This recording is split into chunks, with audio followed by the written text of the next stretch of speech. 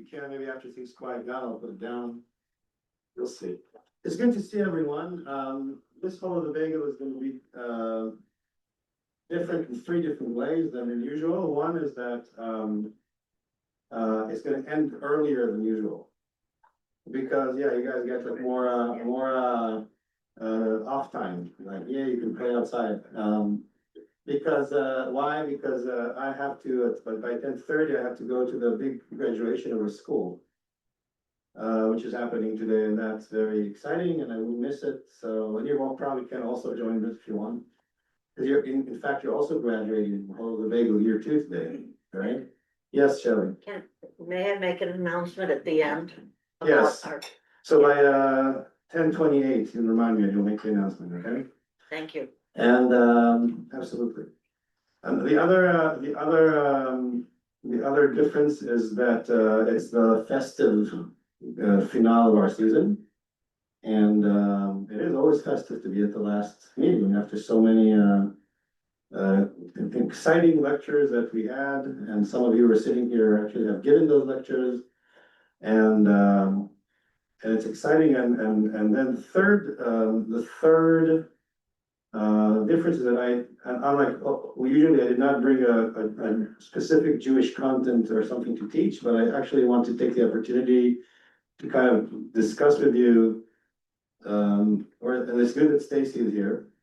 Stacy, raise your hand, because not everybody knows who you are here. I think most of them do, but Stacy is the head of our adult ed committee, and we were having some discussion as well about things. So it's good that you're here, but you're always here. You're the one sending the video, and by the way, it's an opportunity to thank you for that, because throughout the year, it's been very helpful to me and to all the lecturers who come, when they come and they have all their materials and all their PowerPoints, and the fact that somebody else who isn't just me is. Well, it's Marsha also. Oh, and Marsha.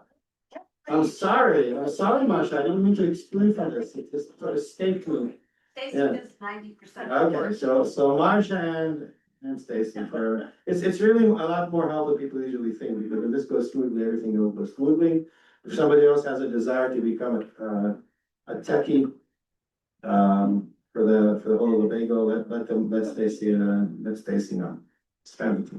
So I don't have a particular Jewish content to talk about, other than kind of like reflect upon the program itself, and also to allow for it to be a conversation from you, with you.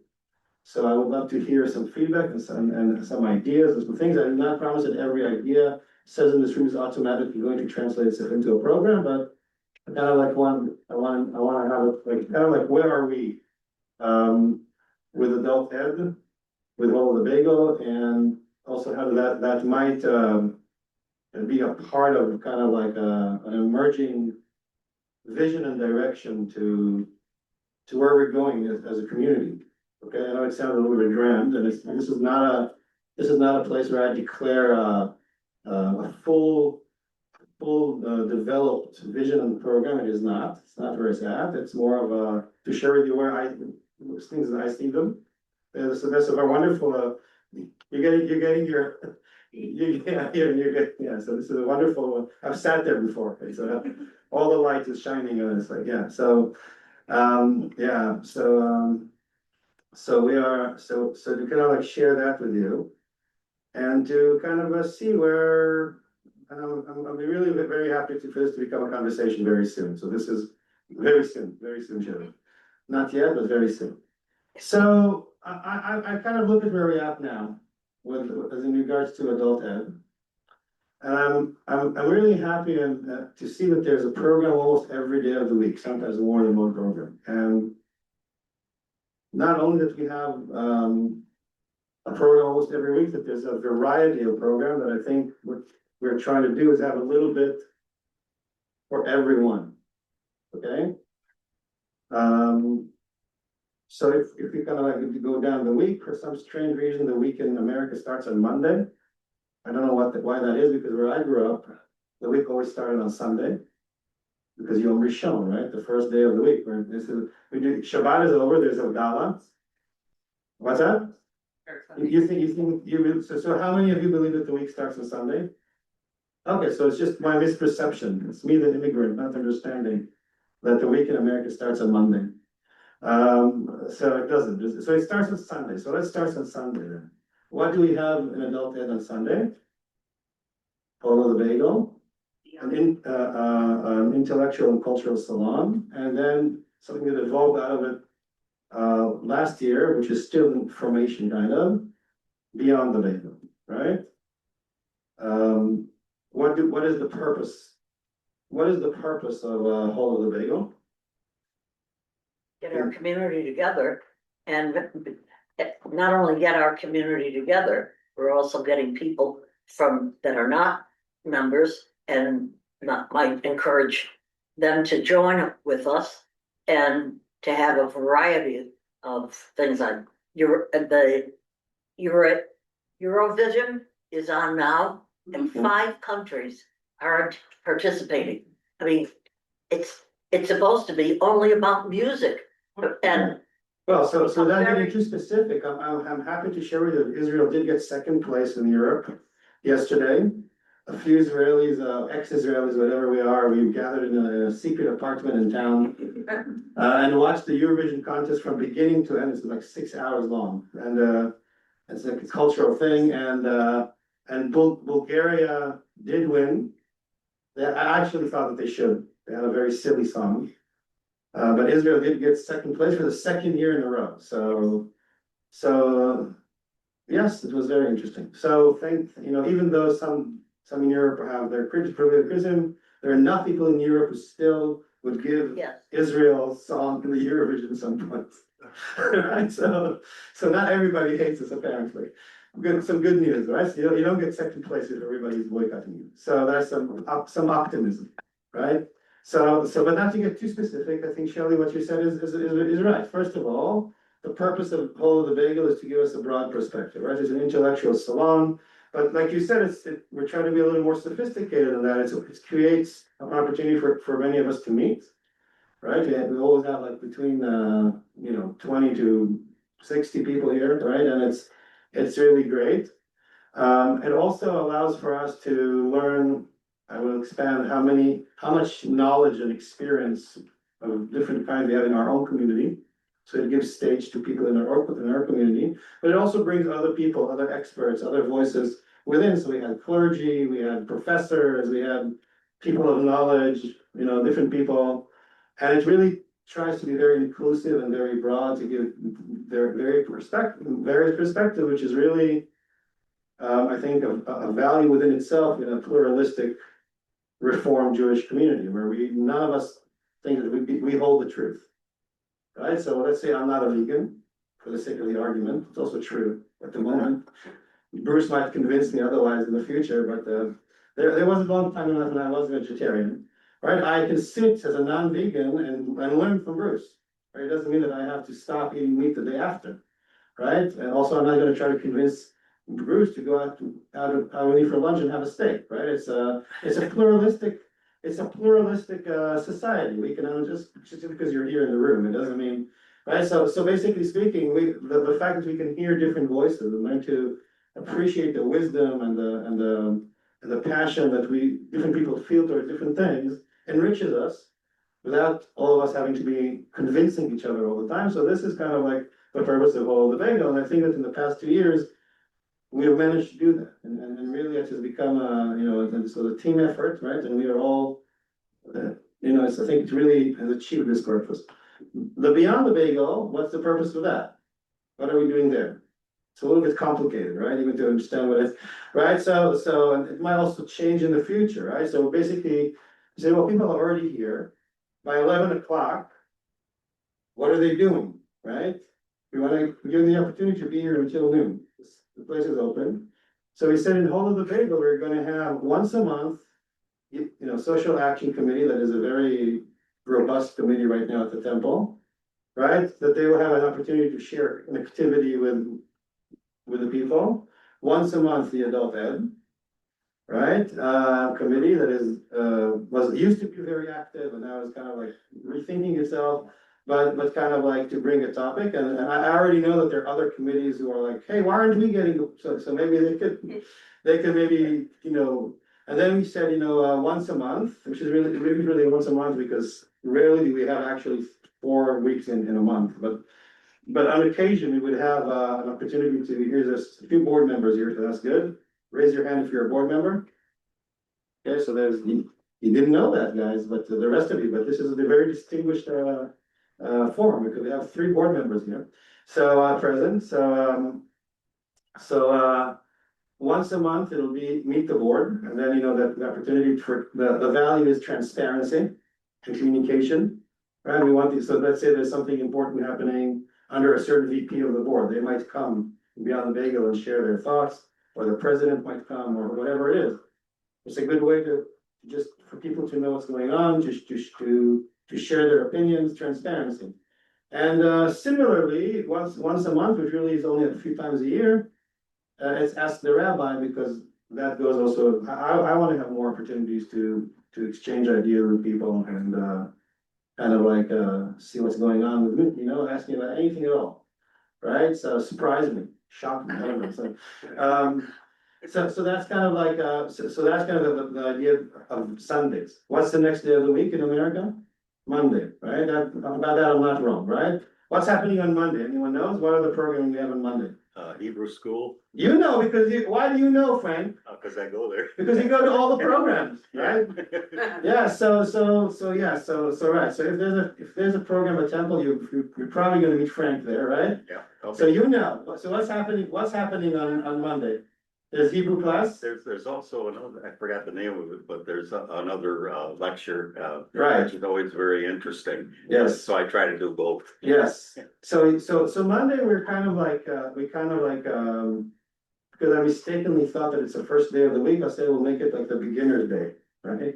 So Monday at 6 p.m. is Hebrew for beginners. It's a very successful class, there's a lot of people there. Yes. How many, like 20 people? At times it gets above 11 or 12. Yeah, so yeah, I guess with it, but it's still very strong for a Hebrew class, right? So Yeah. I think it started a little more into Wither, but to end, we're now ending the year with 11 or 12 Yeah. students, right? So that kind of expressed a need. And we realized that there's a synagogue should teach Hebrew, right? Like what are we, like Hebrew is such a huge component of our culture. I'll give you an example of someone who studies in that class. Her name is Jennifer. She's not Jewish. She does study Kabbalah in town under some school of Kabbalah. She would come to me to learn more about Kabbalah. And at a certain point, I told her, why do you come to me? You have a teacher. I hear that they're doing a great job. But if you really want to get deeper into Jewish spirituality and you don't speak Hebrew, like go learn Hebrew. Because then you everything in Kabbalah, every word has 5 different meanings. If everything is translated, there's only so much you can understand. So she went to study there, and this is just an example. Frank goes there, right? As someone who's recently joined our congregation. Yes. Is the Hebrew class, conversational Hebrew or like biblical Hebrew? Conversational. Yeah. However, one must say that at least at this level, it doesn't matter very much because it's the same. It's the same letters. It's the same basic. Yeah, so it's like it's Hebrew for beginners, like assuming that you don't know nothing about Hebrew. But by the end of the year now they do, because they've been studying it for a whole year, right? So it's really interesting to see who comes to this class, okay? And by the way, I'm also going through, because we will be offering these classes next year, so I'm also going through the schedule here, not only for you to see the logic behind it, but also that if you never studied Hebrew, that you'll know that you have an opportunity to do that, right? One thing. So, There's a message from Joyce, oh, I think. she said, oh, the bagel recording. Can we have the written. camera on the rabbi? I think she's Oh. seasick. Here, can you see me now, Joyce? But then I can't see you, it's either or. So, We don't see you at all. yeah, you don't see me? No, we see everybody in the audience, but we don't see You you. don't see me? So it's because for some reason, now do you see me? Do you see me now? The camera is not on you. Pull that out, yes. I can't control it, the camera is 360 and it decides, usually it identifies where the voice comes from and it focuses on, I don't know why now. The camera is confused, it doesn't, Put it maybe on gallery view, do they have it on gallery? it's not gonna make a difference. No, so I'm sorry, I don't know how to do that now. Turn the owl. Do you think so? The owl turned itself. It's not though. Oh, that's the camera? I thought it was coffee. Yeah, we all thought it was the top. See, the secrets of adulthood are being revealed to you now. It's like, we're talking about scheduling, but yeah, I don't know, I can't, sorry, no, I can't, yeah. Yeah. So, yeah, I don't know how to do that. It's okay, we can hear you, Rabbi. Something, maybe it might decide that I exist later. Usually it just focuses on the speaker. That's the idea of an owl camera, that Yeah. it's supposed to, but usually it will focus on the one who speaks, it will not. It's thinking that the one who speaks is over there. So if I, for example, if I stop speaking on the microphone, here we go. Yeah. Is that better? Yeah, actually it is. See, now, Yes, See. we see you now. but it might disappear after I, oh, believe it. Can we have Hebrew classes during the day and not at night? Well, there you go. So here, so now, If you're so speaking. I see, because Shelley spoke, the camera focused on her. So, no, that's how it works. See, it's amazing, it's an amazing thing. Now somebody else speak. Speak loudly. So one of the mantras that I grew up with from my father was, don't ask the rabbi. But now you see that how it works. Everybody who speaks, the camera focuses on them. Rabbi, about Monday night, Yeah.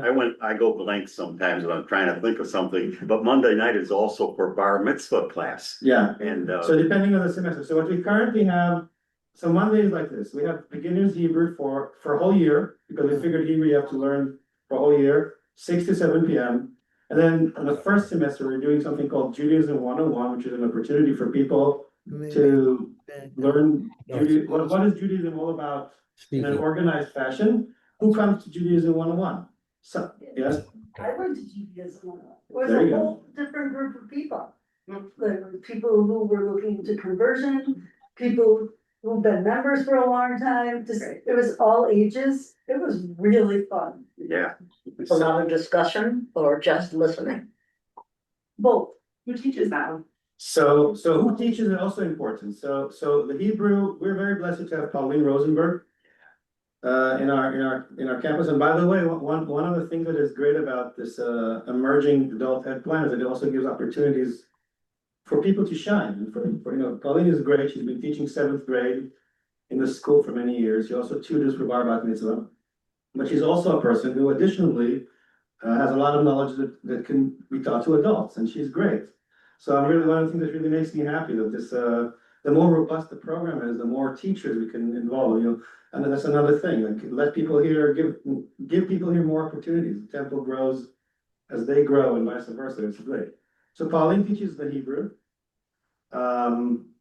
And then the Judaism 101, it's her, the cantor, and myself who code. So she does, I think, the bulk of the teaching, but there's a few lectures throughout the year where I come and a few lectures where Cantor comes. So basically they get to hear from the three of us, and it works great.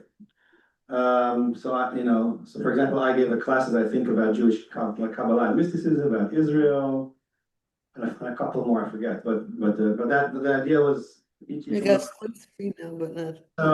so that's in semester 1, and then in semester 2, we're doing this year adult bnei mitzvah, so people who never got to do a bar bat mitzvah, or who want to revisit the concept. It's a really nice group. I think there's more than 10 of you, right? I think so, yeah. Carly is in it. Anyone else is in it? Yeah. So Frank and Carly are in it, right? We have some people that have been members a long time and never did the bar or bat mitzvah, and they're doing it now. I'm a new convert and I'm doing it. Yeah, so it's wonderful, and it's really also like in the fall, in November, there'll be a time when we will be celebrating. I don't remember the date, sometime in November, but there will be 21st of the November. 21st of November. Frank, Frank, you should give this lecture. Come on, you're the expert because you're in all the program. But it's good that you're here to remind me. So November 21st, there's going to be a big celebration where everybody's going to be invited. when the adult mitzvah class is gonna have a joint service to celebrate that. So that's happening this semester. Next year, we're gonna continue almost the same, but not quite. We're gonna have Monday, 67, a new cohort of Hebrew for beginners. Because we recognize that people keep needing, or there's a need for that. And then there's gonna be Judaism 101 every year in the fall. But then the second semester is not gonna be adult mitzvah. We're going to offer something called Jewish Prayer 101, Introduction to Jewish Prayer. We've noticed that there's a lot of questions around prayer in the sanctuary, in the community. A lot of people, they pray, they know the prayer maybe, but they don't know what it means, or they don't know what to do. Or why do we even pray, or what are these words, and what is the Amidah, and what is the Shema? And we thought, that'll be a good idea, and it'll be the same three teachers teaching it. There's Pauline, the Cantor, and myself. And to give opportunity to community to kind of like understand more what it is, what is Jewish prayer, what are we doing, what is the reason behind it, does it work? Etc. Who knows? We're gonna make an experimental class. We'll set prayer at the beginning of the semester, and if by the end of the semester they work, then we know that prayer works, right? So that's gonna be an opportunity to study prayer. So that's Monday. It's kind of like a beginner's class. Tuesday, what's happening on Tuesday? Not much. There is Kinasta. I don't even know what that is.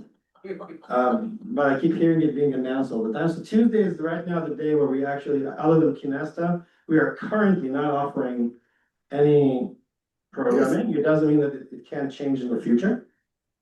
Because I'd like to have things happening all the time. As to your question, Shelley, is why not, can we do in the morning? So theoretically, we can. Tuesdays. But in practicality, we can't right now. In other words, it's not that easy to set so much programming. And we have to prioritize. God willing, in the future, 5 years down the line, maybe there'll be 5 Hebrew classes here every day, all day long. You know what I mean? I'm not saying, but right now, I think that because we want to, and I'm not saying it manipulatively or facetiously, I really mean it. I hope that one day we'll have so much need for Hebrew that we'll have a full schedule, like a college, whatever, why not, right? The building stands empty half the time, still, even with all this robust programming. However, because these kind of classes often draw a mixed crowd, and many of them still believe in going to work in the morning or have to, right? So if you want to have a class from experience that brings all kinds of people that are, throughout the ages of their life when they're still working, you would want to do it in the evening, which is why we do it.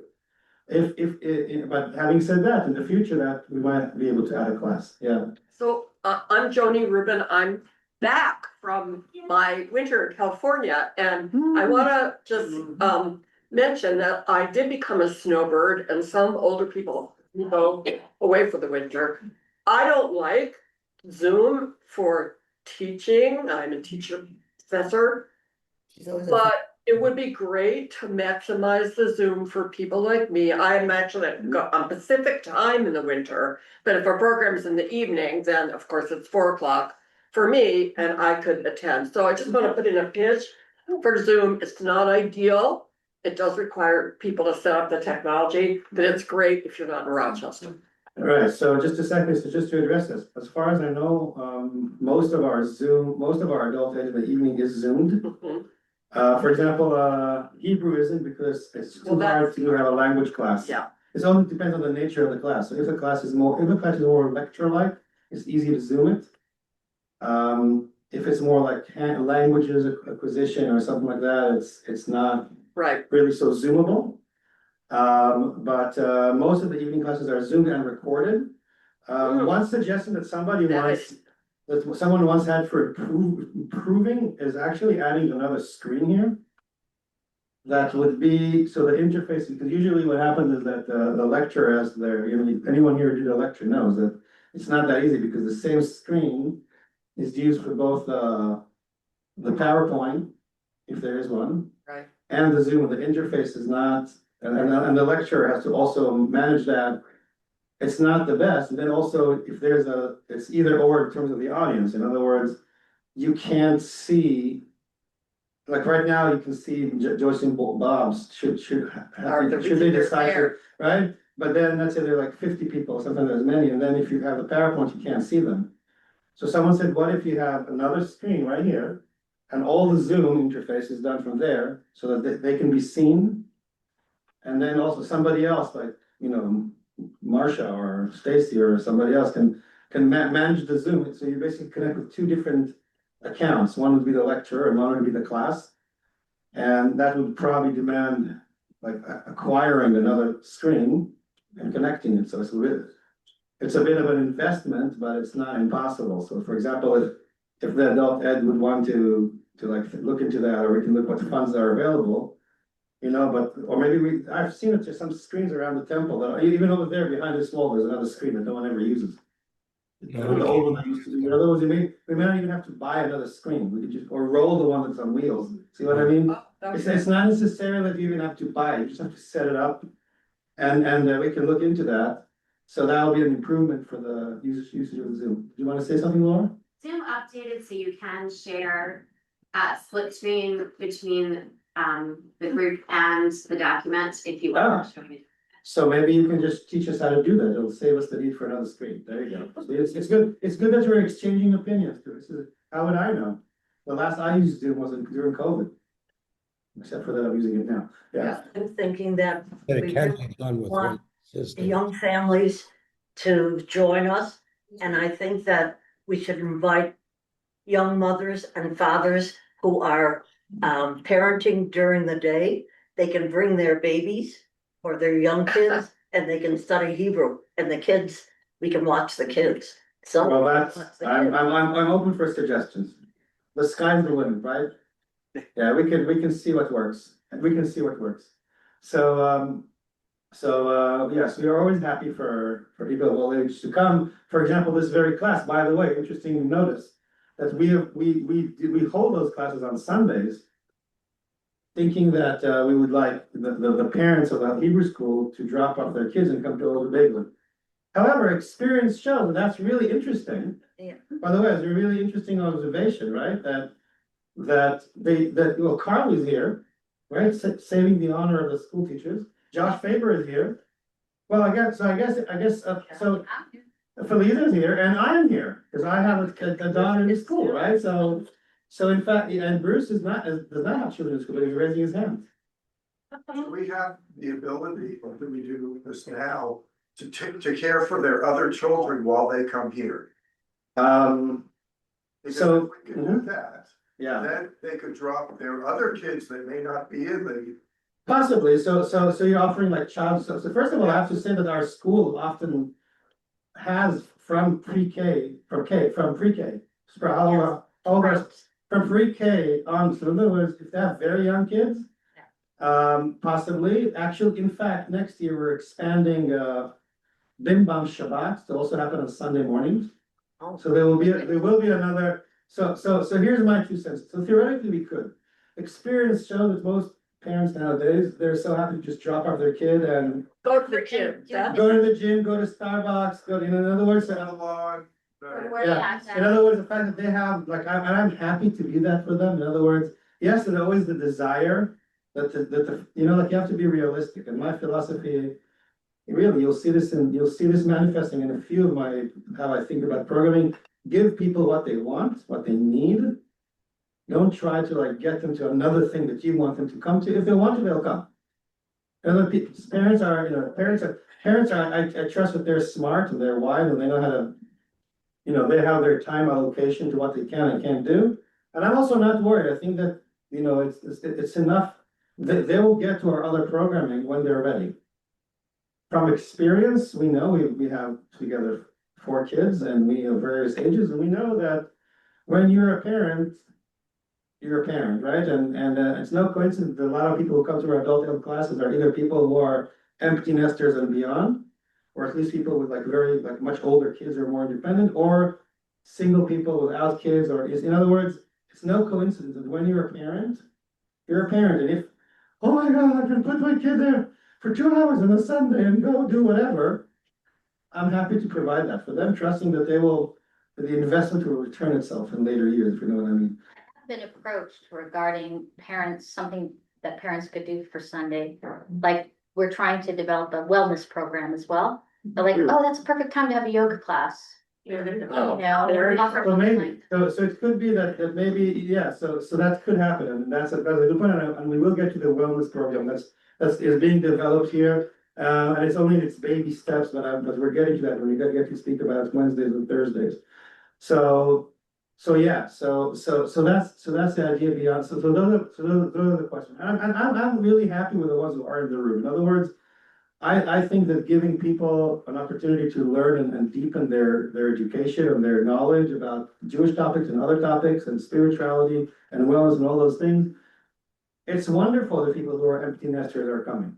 We want more of them, we want more of you, right? I don't only think about the young families, I think that the young families are getting a school from us, which is what they need. And they're getting bar mitzvah services from us, and they're getting a lot of social, in other words, that's great, and the adult that is open to whoever wants it, and it's really very cool that people who are available, have time available on their hand and interest. It's a very important way to build a community, in my opinion. So I don't feel bad about the fact that many of the younger parents feel that they don't have the bandwidth. That's fine, that's okay, and what Felisa said is also true. If we'll ever crack that riddle of what will attract, like it. I think what I'm trying to, also the point that I'm making is actually, like you said, what is their demand? Do we know what they want? First, like, have a survey about, you know, what could be valuable for them? What could they imagine would be?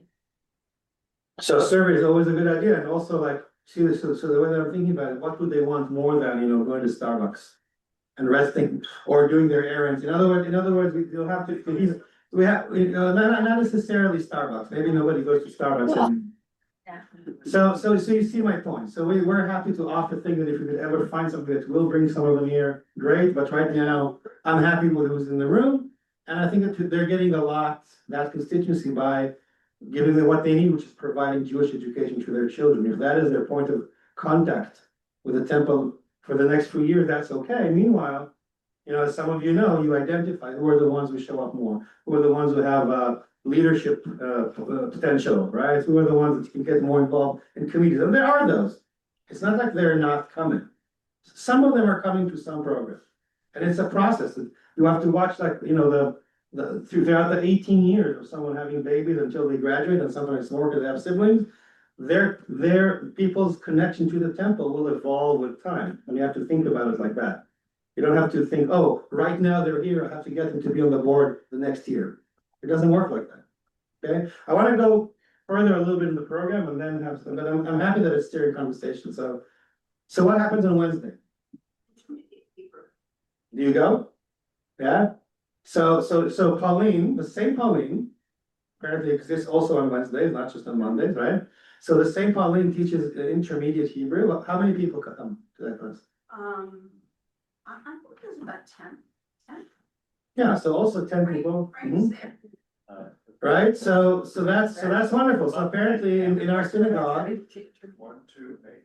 Yeah. So other than Frank, who again proves the thesis that you, Frank, that you come to every class, right? Beginners, intermediate, Frank is there, and that's remarkable, right? So you're the relentless learner, and I'm proud of you. I want to encourage you to keep doing that.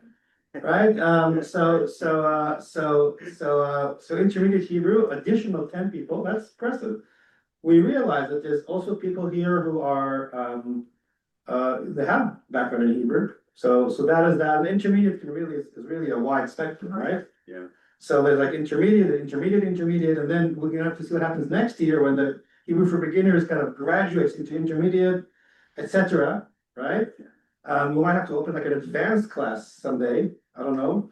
We're gonna have someone who knows how to teach it to, like, who's advanced, but right. So in other words, so that's a very nice group, and then it's followed by our spirituality path, which we used to call Rosh Hashanah. There's really like an inside joke of myself with myself. Rosh Hashanah, Rochester. I don't know. Nobody got it. I think it's Rosh Hashanah, the head of Esther, and Rochester sounds the same. Apparently, Rochesterians don't think that. It's kind of like, you know, the head of Esther, Queen Esther, Rivera Sheet, okay. I think all of the bagel cost more. But what it really is, you might have to uncall it Rochester, but what it really is, you like it. See, now somebody likes it. Now we're gonna have like that thing. No, we can't change that, Rabbi. It's been called Rochester for generations. We can't change it. Right, so tradition, right? So Rochester, which is our spirituality path, is really an attempt to offer some classes that are about spirituality, right? To me, this track is very important because I really believe that a lot of what we're coming in for at the core, that this is a spiritual institution. So a lot of Kabbalah, because I like Kabbalah, but not only. So there's been classes, Journeys of the Soul. Now we're having a class called Meditations and Transformation. What's that? They just want the view on Well, you. then I have they're okay, don't worry. No, Okay. they already said that they're agreeing to not see me, but you. Okay, you just have to So- click on this. No, it's, yeah, Okay. oh, here, I'm back, see? But if I see what I'm realizing, to take it away so that the thing doesn't think that I'm talking from outer space, and then it focuses, right? So what we've been doing, so intermediate Hebrew also goes all year round. However, what we've learned about the spirituality path, and this also applies to Thursday mornings, is this idea of mini-mesters. I don't know that there's actually a word in the English language, mini-mesters. It sounds a little bit like Mickey Mouse to me. But what it really means is to realize that if you want to go beyond a one-time lecture like Follow the Bagel, I learned in the first year that asking people to commit to a semester is too much here. Because they're snowbirds, because people don't know what they're doing 2 months down the line. But we realized that a 6-week commitment is usually workable. Right, so you can see, I'm committing for 6 weeks, and I'm gonna if I end up coming to 5 out of the 6, that's okay, you know, so that's why we divided it into 4 mini-mesters. And this year, we not only had me teaching Kabbalah and different aspects of it, we also had a woman, an expert of local Native American, I guess spirituality or way of thinking or whatever it is. It's your friend, you brought her. Nancy, thanks. Trish, who is wonderful. And this is an opportunity to thank you, Nancy, behind the scenes for bringing her to us. I appreciate that greatly. And we had 60 people fill the room, many of them non-congregants. I take a lot of pride in this. I think that this was actually under-publicized. I think we were probably the only. I asked Trish. I told her. She said people usually give me 10 minutes in a panel to describe my entire culture. Because I was apologetic because we only gave her three classes. Because we split the semester with that and Professor Douglas Brooks, who did a wonderful series about, he's from U of R, about Indian philosophy and spirituality. And she said, "What, you gave me 3 lectures of an hour and a half. That never happens." I think what he did was special. I don't think that there's any church in town that I know that currently offers anything about Native American history or culture, and I think that also is part of our values, right? Not only pluralism, but specifically towards those people who I think they were here, many of them before the likes of us came here to this country. Yeah. Right, and we owe some acknowledgement of that, and I think actually learning about them was one way to do it, and there probably are more ways to do that, but so again, we try to reflect our values in the program. It's not random, right? So that and the next part of that semester that allowed for us to learn from Far Eastern religion, because when we learn about other traditions, it only makes us stronger in our faith, but also we realize the similarities and the differences, and we expand and deepen our knowledge. That was also very good. And the ones and some of you I know very appreciative, Dr. Brooks, and in fact, I'm trying to see if next year we could have a mini semester where me and him will teach together. Kind of like a comparative course about Jewish spirituality, Kabbalah, and Indian philosophy and spirituality, like Hinduism. I think that might be very interesting, especially to all the Jews in the room, right? People who, so that's something that we're trying to do. So that's a Monday track. The Wednesday track. Something that you're going to want to try to add next year. I'm giving you the heads up. and this comes to Feliza's point about wellness. Some of the things that, so what is adult ed? Like, what are we trying to achieve, right? So the well-being of the individual. And the one thing that we've been experimenting with this year and on Thursday mornings actually, but want to expand to Wednesday, is to offer some wellness classes. And from a holistic approach of mind, body kind of thing. All right, so this year we had a kind of like very preliminary experiments on Thursday morning between 9 and 9:15 and 10:15 with yoga, or I think there was Feldenkrais as well. So Feliza taught a class, our friend, what's her name, Couture taught a class. I offer now, as we speak tomorrow, not tomorrow, Thursday morning, a class called Mindful Walks in Nature. Donna goes with her walking stick, and a few other Joyces there. It's a small group, but it's Nancy's there. I won't tell you how many other people are there. It's a secret, but the three of you are definitely there. We are just using the fact that we are close to the park. And we meet in the parking lot and we do some mindful walk in nature. And that's, so we're trying to find ways by which we can think about the wellness, right? So we can, so next year we want to offer these classes also not on them in the morning, but also on Wednesday night. So in other words, you're gonna have to make a choice between intermediate Hebrew and a yoga class or something similar. Qigong or, so we're hoping that you can have like a spirituality. So you come here 6 p.m., do your yoga and then continue to a Kabbalah class. See the logic behind it? Kind of like holistic mind, body, yeah. Let's add vegan cooking classes. Well, that could very well be, if not for next year, then for the year after. Possibly, yeah, so I agree with you, Bruce. I agree with you. Not committing to doing it next year, because it could be that or maybe that could become the Tuesday thing, right? We can offer, but I'm not kidding. But wellness, right? Thinking that wellness, like the well-being of us, right? In fact, the sky's the limit. I can think about things more along the lines of yoga, qigong, tai chi, but also lifestyle, right? And I actually think that is a genuine need of people.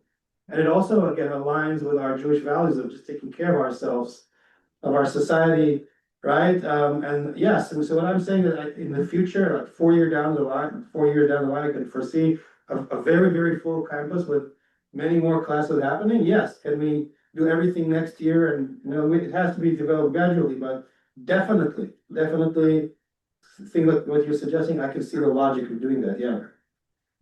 So Rabbi, this is Joni for Joyce, but I've been impressed with your commitment to individual wellness and social action. Sometimes these things get opposed. Oh, I'm just gonna take care of myself because, tend my own garden because I'm burned out and I can't go out there and change the world. That's not your view, but your view is if you work on yourself, you'll be able to go out there and change the world, right? I think that's right. But I just wanna say, I don't know, you can correct me, right? But with this, what we've just been talking about, I just wanna say also, there's a reason that the Social Action Committee here has been so active. We have urgent needs in our society, and to address them is consistent with our Jewish values. Maybe at the top of the list for me of Jewish values. Well, so I just want to make sure that I should save this for the end, but you asked what our vision was. My vision is that Temple Sinai, and this doesn't apply to everyone, be the Jewish congregation in Rochester that is out there doing social action. And we have that, and we are. So I just wanna, bring that up because we've spent the last few minutes talking about the individual. Yes. Yeah. Yes. Thank you. I'm not arguing with you at all because I agree with you. I think that, and this is fine because like you see my trick of talking about the program actually brings about a deeper question about the rationale of it all. So yes, so maybe to answer your question, I'll say that if you go in Sfat, which is the sacred mystical city to some city square, there was, I think there's like a lousy falafel and a hamburger joint for the tourists. It's like, but it's like ancient and it's like, and it's in the middle of town with all the alleyways. There's a, kind of like a statue or an inscription there saying, Ha'adam hu olam katan, v'ha'olam hu adam gadol, or something of this. In other words, this micro macro kind of understanding that the human being is a whole, each and every human being is a whole universe. And that the universe of Kabbalistic thinking is also a big human. In other words, human society or human consciousness is the, so in other words, I really believe that this is a reflection of one another. And I think that in order to be, what time is it now? What time is it? I have to It's know. gonna be a time. It's Okay. 10:20. Okay, so the one parent, the one parent of us who's not teaching the class can go to the, can go and then I'll join them later. What time is it now? 10:20. Okay, so I have exactly 9 minutes for this exciting We conversation. only have 2 more days. 4 minutes? I have to be there by 10:30. Uh, You? Yeah. Oh, you are? Okay, so you,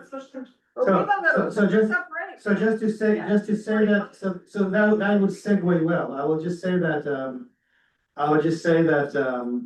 you know what, I'll get to, I'll just say quickly that on Thursday morning, we're trying to do exactly what Shelley was asking that we do, is that we have a morning classes for people who have the time to come here in the morning. So we've offered Talmud classes and Bible classes, and I'm happy to say that next year, and wellness classes as well, so we're gonna keep that.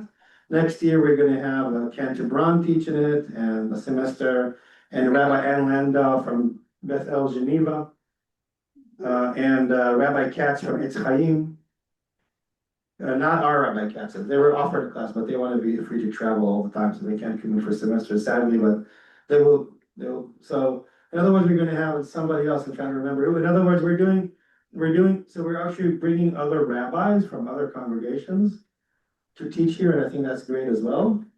And also are also giving opportunities for Cantor to teach it, in other words, it's going to be an opportunity and an additional wellness. Fridays, we don't have adult ed as of now because it's Friday and we're preparing for Shabbat. What do we do on Friday? But, and on Saturday morning, how many of you go to Torah study? Right, well, of course, Frank, right? Because you already know, and Shelley, who's been going to Torah study for how many years? Many. Beyond. Beyond the Bagel, more than we can count. Right, so just to say that Torah study is a fascinating group and it's been growing. So when I came here, right, there was like there were the regulars, but now I think we're seeing a very interesting trait that And young people. younger people, Yeah. different people, you know, are filling up the room. Sometimes there's hardly any room in conference room A. We might have to move it somewhere else, really, to the library. It's wonderful to see how this tradition, it's a great thing that if you don't know, we just read the Torah, Yeah. verse by verse. Right now, we're randomly in Numbers, reading the priestly benediction, but it's just reading it. People exchange views, bring different commentaries. It's wonderful. So we really have something I think for everyone. Can we do more? Yes. Can it evolve? You know, I just want to say, so about this, the alleged tension between adult ed and social action. I really think that it's not a contradiction. I think it's complementary. I think that there's also different ways to connect for different people. I think that in order for us to be out there in the world and do the things and do the right thing, apropos our conversation, Rebecca, right, about how does social action know what to do and what to focus on and what are the right things to do. There are many reasons to decide, but one of them also knowing who we are and being connected at our spiritual depth and us knowing the Jewish tradition and other tradition and us being an intellectual, spiritual institution and community, right? I think it's only going to help us. It's going to help bring us more people here. It's going to help making our people more committed, more knowledgeable. It's a way to build a community. Okay, and once the community is strong, right? So in my mind, it's not an either or. It's not a lack consciousness. It can either we have a robust adult ed community, or we have social action, or we have wellness, or we have a ritual, or a healthy Jewish congregation. It's all of that. There's ways to integrate it even more deliberately. Yeah. You know, we have table at adult, I mean, one of Yeah. us be here in the evenings during the week, sharing information as people walk in, if they Yes. want. So I agree, and I think that one of the things that so first of all, what you do is you make many dots. Yeah. And then you draw the lines between the dots, and then you see the shape. Yeah. You know what I mean? So sometimes, also and also, by the way, me choosing to strategically invest personally in developing the adult ed. When I came here is only because I saw what the social action committee is doing and saying they're doing so much. Right, but for some reasons, I saw, adult ed could really be developed more than what I see. Right, so in other words, you, it's only to give like kudos to the adult ed committee people that they're so strong, and can the adult ed committee do much more? Absolutely, but in order to do that, you need more people, more resources, you need a stronger community behind you and with you. And one of the ways to do that is to, and it goes both ways, it could be that people's, and you know, different people would enter into a community from a different, think about it as, just a second, Laura, as a building with many doors. Right, as a whole that has many doors, and some would come in through their committed to social justice. Right, some would come in, which is a good thing, some would come in because they like praying, some would come here because they're like to be intellectually or spiritually, some would come in because they like to garden, whatever, because of their children, because of, right, so, what's that? They're lonely. Because they're lonely, because they like because they like the, you know, so we didn't get to talk about like how the adult ed world connect to the bigger picture of what this temple is and where we're going, and which is fine, because you guys, you know, we have comments and questions. The art of it, and this is where we all need to be partners together, the art of it is to understand that my entryway, my passion, my gateway into this congregation is one of a few. Right, that I can also invite myself, if I'm a social action guy, I can also challenge myself to go into adult ed and vice versa. Or to, if I'm the person who likes to pray, and I like to, oh, what's happening here on Monday nights? Maybe I can get something out. In other words, right? Or if I'm the person who seeks community, which I thank you, Laura, because that's really another very important thing. And there are many things that we're doing regarding that, and we should be doing more. This is the art of it, guys. Is building is making all those things, connecting the dots. Also, every once in a while, stepping back, looking at the whole thing. What's the next line that we can draw? And how can we build it together? Yeah. Let's get to Laura's question and then we should wrap up. Okay.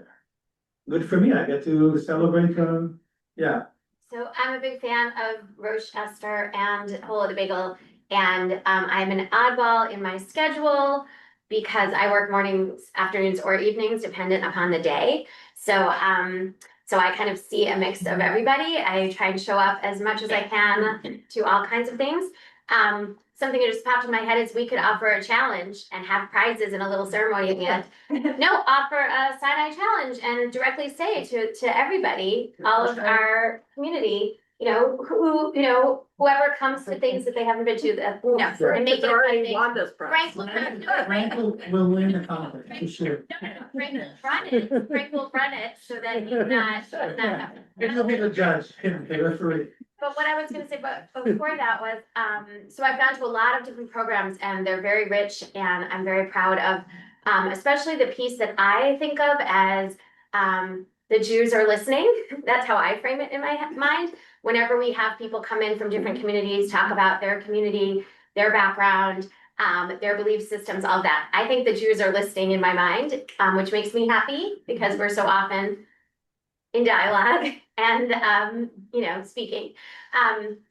But one thing I would love to see that I'm not seeing, and I know maybe from 3 years from now, would be the Jewish response. And whether it's, what is the Jewish stance on AI? Very current event oriented, very like, what are people talking about right now? And how do we make that a Jewish conversation? I think that would be really intriguing and helpful and relevant. Yeah. And you do it in your sermons, but it would be nice to do it as a group.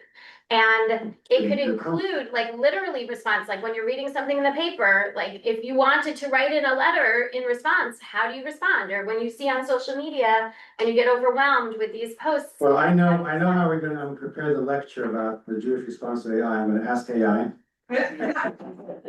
AI, what is the Jewish response to AI? And I'm gonna have a whole lecture about it. So So we have to wrap up. Thank you. I think that to me, there are many, your idea is great. And just, I think we are out of time, right, Rebecca? Yeah. So, and they're also waiting for me there. So this is great because we want to, I want you to be in the loop. I didn't also get to tell you about all the things that like what's gonna be next year, but you're gonna find out. What's that? They will be up there. So we're currently working on the program for next year. Our point is to have all the speakers in line in May and then in June, work on the graphics and the marketing of that. And then in the summer to be sharing a booklet. Great. And maybe also other things, you, please, if you want to have more influence about what we teach here, join the Adult Ed Committee. Headed by Stacy Rashad. This is the place that passionate people about adult ed can come and influence and create and suggest and, right, that's the place. Help us be ambassadors for these programs, bring a friend, share in your Facebook feed, etc. So that other people who are not getting on our email list are getting these programs. Of course, if you so feel like, you can make donations to the adult ed program. And it goes to the Adult Ed Fund, which allows us to do more of that. So in other words, be active, be supporting, be our ambassadors in the community about these things. And I really could talk about this for hours more because I'm very passionate about it. And maybe another time we can have a conversation like the next level of how all this plays together in a bigger vision of Temple Sinai. And that's not that I know what the vision is and I have to tell it to you. It's a vision that we create together, right? So thank you. I'm gonna go to the assembly, and are you taking the stage here? All right. We welcome, yes, Shelley. Oh, Shelley's announcement, sorry. Yes, thank you for reminding me. Yeah. Here, have the mic. Very rarely do I need a mic, but in any case, I hope you are all aware of the gallery hall. A committee of us went around several years ago looking hither and yon for all the artwork that was not seen, not appreciated. And we said, you know what? We have a lot of wonderful pieces of work and let's organize and see where we can create a gallery within Temple, which we did. And it's, if you haven't been down the gallery hall, which is between here and the Sunday school or the religious school, sorry, it's always in action. We fix artwork. We buy frames, we replace glass, we buy cards. I have for sale today and almost every Sunday, I set up a little booth over here and all the work that's displayed, we make into cards. And with your help, we can continue to do good things and add to our gallery.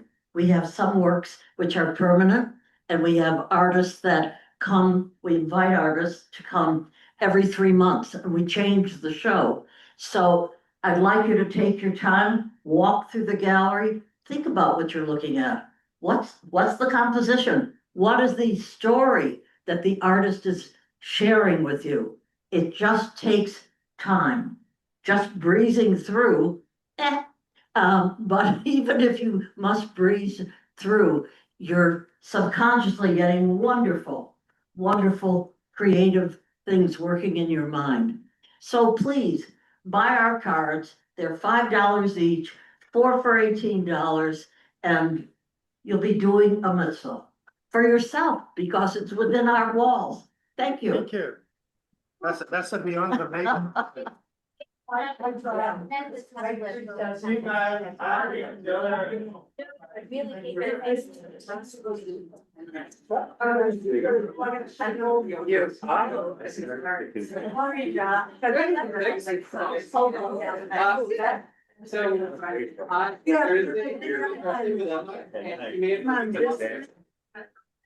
I'm really first. Are you on Zoom? It says I'm in Zoom. Oh, so I think it's just. Yeah, just hit over. Probably tweak them up like